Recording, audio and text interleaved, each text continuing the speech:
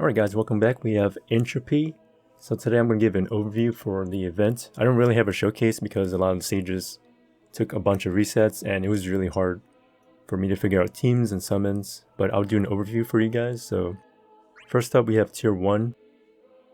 So the biggest threat here is this Prominence Bomb because he has a lot of attack power and he just gains bravery and then blows up on your team.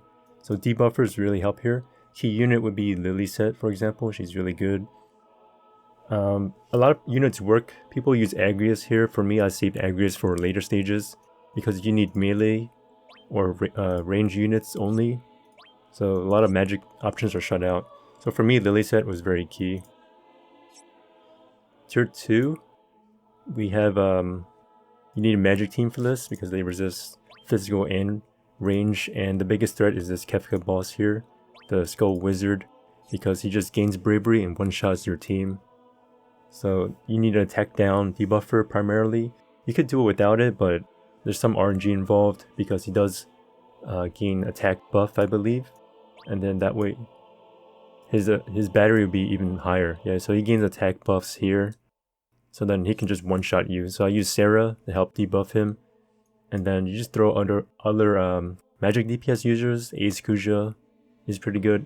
You can use Ultimisha, but I prefer her for a later stage. Because you don't really need to like snipe anybody. You can just debuff his attack and you'll be fine. The other thing is this Griffin can charm your party, so you can just watch out, but the chance is kind of low from what I've seen, so you can just reset waves if you get charmed and stuff, and it's not a big deal. I can show you guys the clear time. Sorry. So here the clear time was pretty close.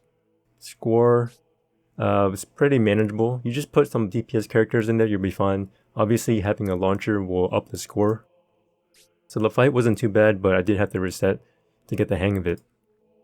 For tier 2, fight was a little bit more leeway here. You didn't take any HP damage. We had about 24 turns extra and pretty sizable gap over the limit. Okay, moving on to tier 3. Tier 3 is very difficult if you don't have Warrior of Light. Warrior of Light is the key unit, obviously.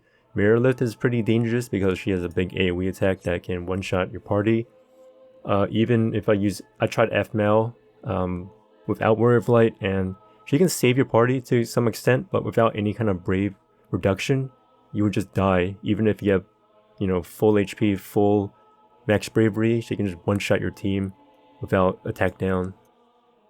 So here we are. Tiamat is also pretty scary because he gets a bunch of buffs. It's pretty tanky, and he also does an AoE attack. It's called Jet Burst.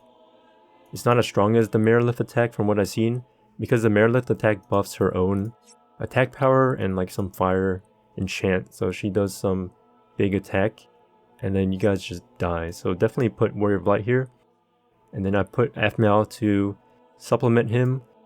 She can reduce brave damage taken by the shield.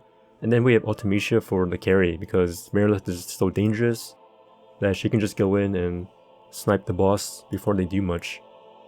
But you definitely have to play it safe and use a bunch of HP plus attacks. So we did have some good leeway here. With 93 turns, we took some HP damage, not a big deal.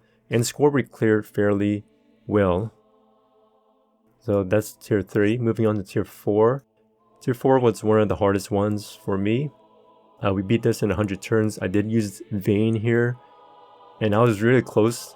My initial team was Ramza, Vayne, and Lena, and I was 500 points short from the score. Came back with Y'shtola, and she just dominated the stage. Bunch of free turns here. Everybody has a free turn. So that's the gimmick here. A key unit would be Ramza, because I use them. Also, Cloud is very good because a bunch of single target bosses. Even though you can't paralyze them, he can dispel if you have the War of Illusion weapon. The Chimera has a bunch of tanky buffs, like Tough Skin, so you can just dispel them with Cloud. And it helps raise your score too, because it is a tight fight. So, yeah, Vayne can be used because their defense is not too high, and also you're packing a bunch of high auras like Ramza. He gives 80% attack to Vayne, so it can work out there. But tier 4 is pretty hard without those key units.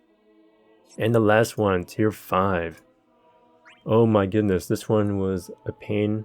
So this one requires a Dispeller. This team here, I'll talk about in a second. We cleared it very close in my opinion, 118 out of 130. We did crush the score thanks to Noctis's launches. But this team, you really want a Dispeller because Kate Sith does HP regen buff with Mog Dance, and it regens the like 36k per turn for the top 3, so that's a big problem. That's the only one that you really need to dispel. Ramza does do buffs, but they're not that dangerous because Balthair just does like snatch shots and brave attacks, and that doesn't really do anything to your team. Who else? Lightning is kind of dangerous, and Onion Knight. But you know, if you have Agrius, she's a pretty good unit here and just paralyze them. Basically, the strategy behind this team is paralyze round 1, so use both of Agrius, guaranteed stun, and then we use Noctis to snipe Kate Sith. We swap with Ram, you just keep ping-ponging him, and then he's stunned, he can't do anything, and you can just kill him before he even takes the first action. And then we need Leviathan. I tried this team with Shiva and Ifrit, and the teams just never made it to the end.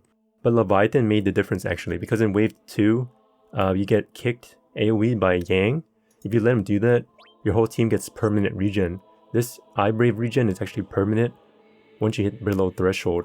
You can heal back up and it's still gonna be permanent. So then the rest of the fight, you're constantly regenning. Agrius buffs your Eye Brave team, she gives more Brave regen. So this team can last forever and you just keep doing HP plus. Even though Noctis doesn't have the point blank down debuff, you can still use HP plus plus to have constant longevity. And then the last wave, the Mannequin definitely is going to be a lock. He's going to be the biggest threat. Because of Phoenix Ray, this attack just AoEs your team, does like 30k damage or something and just heals the enemies. So if he does that, it's game over. Just reset. I basically had to reset a couple times to get the perfect, you know, turn order to kill Noctis or kill Locke before he could heal. And just spend most of Noctis' skills on him. So that's the strategy there. Hardest fight in my opinion. Tier 4 would be close second. And then the other ones are kind of close in difficulty depending on your units. Warrior of Light cheeses Tier 3 pretty hard.